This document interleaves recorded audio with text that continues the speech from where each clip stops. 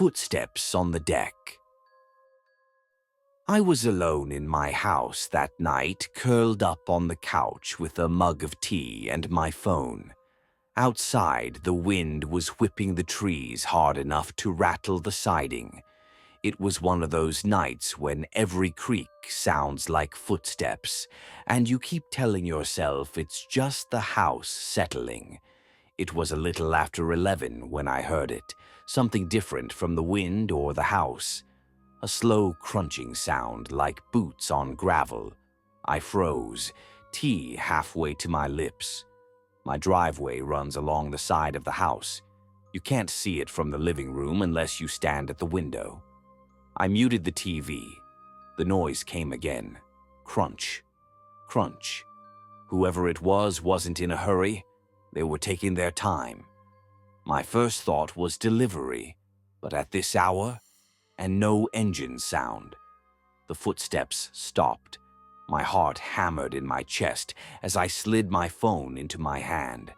I considered calling someone, but a part of me didn't want to seem ridiculous. Then came a soft knock on the back door, the one that leads to the deck. 3 knocks. Slow. Measured. Nobody uses that door except me.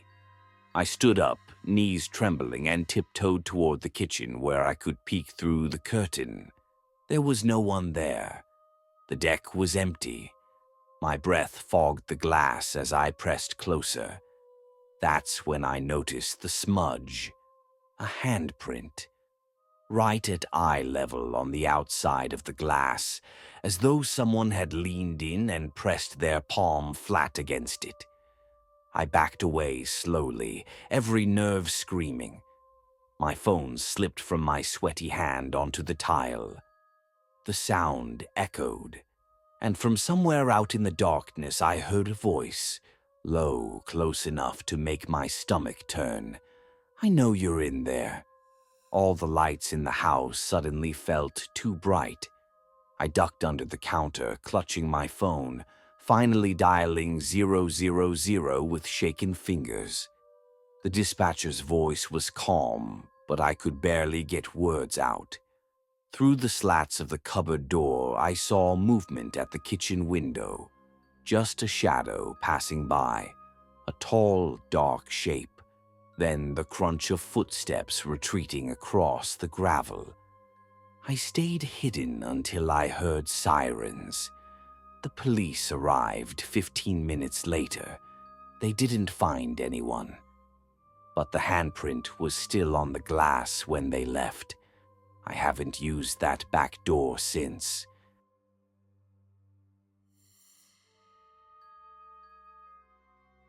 Someone's outside. It started with the crunch of gravel.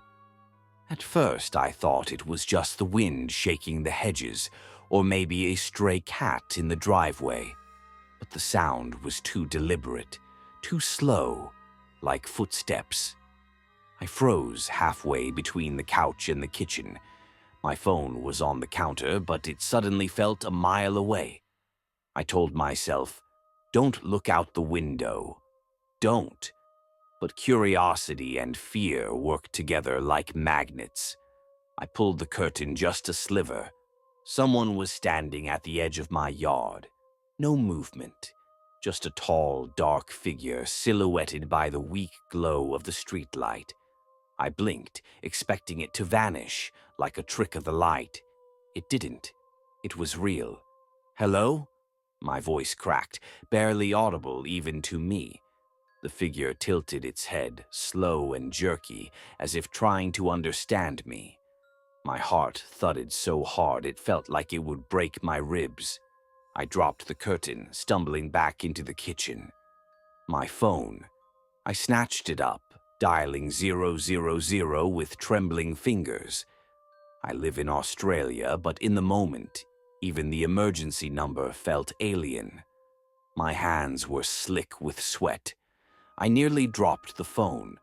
When I dared to peek again, the figure was closer, halfway up the driveway now. Still motionless, I pressed the phone to my ear. Nothing. No dial tone. Dead. The figure raised its arm and tapped something against the glass of my front door. Talk, talk. Each tap was soft, but the sound carried through the whole house like a gunshot. "Go away," I screamed, voice breaking. The knocking stopped. Then, from the side of the house came another sound, the creak of the back gate swinging open.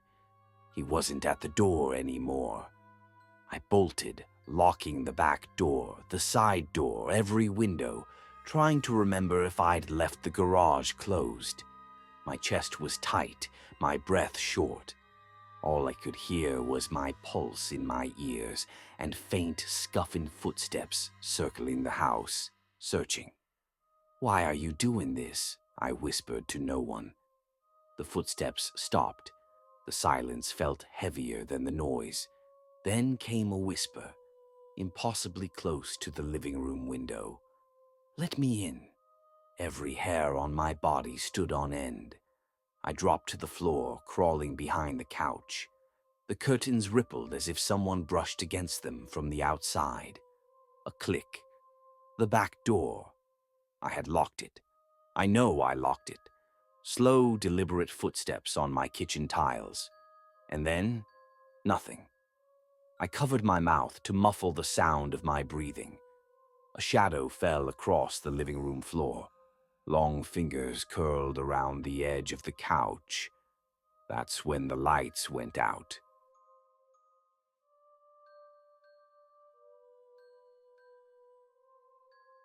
Whispers at the window. It started just after midnight. I was curled up on the couch, half watching a documentary, half dozing, the glow of my laptop painting the room in pale blue. The night outside was still. No wind, no traffic. Just that heavy, suffocating quiet you get on weeknights in an empty neighborhood. Then came the sound. At first it was faint, like someone lightly dragging a nail down a chalkboard. Scrape, scrape, scrape. My heart stuttered. I thought maybe a tree branch had come loose in the breeze, except my apartment window opened out over a 2-story drop to the alley below. No trees, no ledges. No one should be there. I muted the TV. The sound came again, slower, more deliberate. Scrape, scrape. I crept to the window, toes pressing silently into the carpet, and tilted a slat of the blind just enough to peek out. Someone was staring back at me. A pale, almost colorless face was pressed flat against the glass, distorted by the pain. The eyes were open too wide, whites glowing in the dim security light outside. Its mouth stretched into a grin that didn't fit its face, a grin that looked like it had been carved there. It shouldn't have been possible. The window had no balcony, no ledge, nothing to stand on. I stumbled backward, bumping into the coffee table so hard my laptop toppled off with a clatter. By the time I dared to look again, the face was gone. The apartment felt different, thicker, like the air had turned into syrup. My ears rang with the leftover silence. I backed into the kitchen and pulled open a drawer, grabbing the biggest knife I could find. My hands were shaking so badly the blade shimmered in the dim light. Then, right at my ear, a voice. "Why did you stop looking?" I spun around so fast I almost slipped. No one was there. The overhead lights flickered once, twice, then steadied. My skin crawled. The scratching resumed, this time from the opposite window across the room. Scrape, scrape, scrape. Slow, patient, like a child dragging a crayon across paper. I tried my phone. Nothing. No bars, no Wi-Fi, like the air itself had gone dead. The scratching stopped again. Silence. Then, from the hallway that led to my bedroom, a whisper. Same voice, but now inside. Let me finish my smile. A shadow stretched impossibly long across the carpet, bending around corners as though cast by something just out of sight. I pressed my back against the wall, the knife shaking in my hand. Soft footsteps began to creep toward me, too light to be human, too deliberate to be anything else. And the lights went out.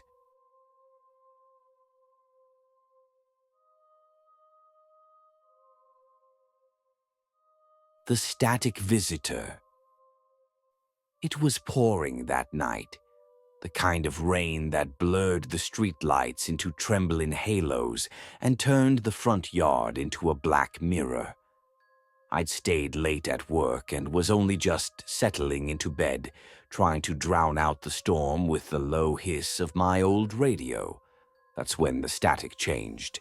At first it was just a crackle, the usual interference from the storm, but then it shaped itself into a faint rhythm, like breathing, in, out, in, out. The hair on my arms stood up. I reached to switch it off. Before my fingers touched the dial, every lamp in the house flickered, and someone knocked on the window. Not a polite knock, just a single thunk that rattled the frame. I froze. My bedroom is on the second story. There's no balcony, nothing but wet siding and slick gutters. I crept to the window anyway, heart hammering, and parted the curtain with one shaking finger. A figure stood in the yard below, rain streaming off a dark coat that looked too heavy to move in. Its head tilted back at an unnatural angle, as if staring up through my window straight at me. Even from that distance I could hear it, a low hiss, exactly matching the static from the radio. I dropped the curtain. My breath fogged the glass. When I looked again, the figure was gone. The radio hissed louder, the breathing faster. The lights flickered again, then dimmed to a dull orange glow. Then a wet, dragging sound from the roof. Something was climbing. I stumbled back, clutching my phone, but the screen stayed black no matter how many times I jabbed it. The hiss filled the room now, coming from the walls, from under the floor, inside my own ears. Another knock, this time on the bedroom door. A voice, the same hiss but shaped into words. "Let me in. I've been calling all night." The knob began to turn, slow and deliberate, and the radio went silent.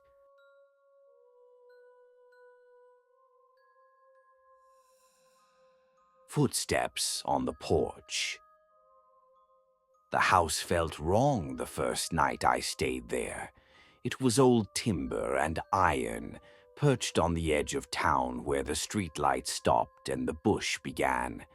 The pines behind it creaked even when there was no wind. Inside, the floors groaned under my weight as I unpacked boxes into the lounge. Every sound echoed like a whisper. I kept telling myself it was just an old house settling, just me being on edge. Then came the first footstep, a slow, heavy press of weight on the porch boards, so clear it vibrated through the floor under my feet. I froze with a mug in my hand. The kettle hissed behind me. Outside, the wind had gone still. Another footstep, closer, then another. My stomach dropped. I moved to the window, crouched low, and parted the blinds a fraction. The porch was empty, only the rocking chair swaying gently, as if someone had just brushed past it. "Just the house," I whispered to myself. "Just the house." I turned back to the boxes. Bang. This time it wasn't a creak. It was a knock. 3 deliberate raps against the front door. My heart hammered so loud I was sure whoever was out there could hear it. I tiptoed to the door and peered through the peephole. The porch light buzzed weakly, painting everything in a sickly yellow glow. No one stood there, no car in the drive, just wet boards and shadows. My phone was on the counter. I grabbed it, thumb trembling against the button. The screen stayed black. No signal, not even a clock. Another knock. but now it came from the back door. I spun so hard I almost slipped. The back of the house was nothing but darkness and trees. The door shuddered in its frame, as if someone was leaning on it from the outside, testing it. I bolted over, snapping the lock shut, then rushed to every window and latch. One by one, every creaking lock clicked home under my shaking hands. Silence. Then from the kitchen window, a whisper, so soft it barely rose above my breath. "Open up." I stumbled back, heart hammering. The whisper slid along the wall of windows like water in a pipe, moving from one pane to the next. "Open up! Open up!"